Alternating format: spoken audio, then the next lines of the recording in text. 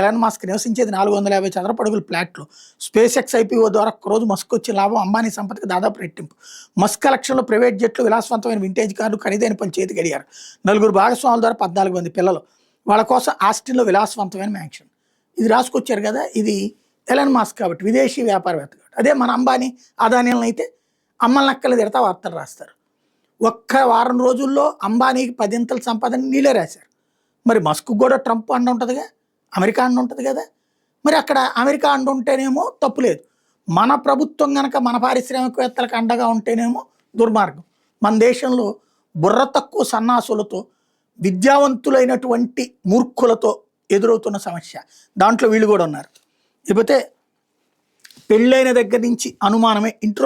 ఇంట్లో సీక్రెట్గా CC camera, బ్యాగులో ట్రాకరు, ఆయనతో కాపురం చేయలేను, భర్త వేధింపుల గురించి తల్లికి చెప్పింటే విశాఖ రాకముందే ముస్సోరిలో మృతి, గాయత్రిని భర్తయే చంపాడని ఆరోపణలు అన్నటువంటిది హైలైట్ చేస్తే నిన్న విశాఖ అమ్మాయి ముస్సోరిలో చనిపోయింది దాని మీద. లేకపోతే టీటీడీకి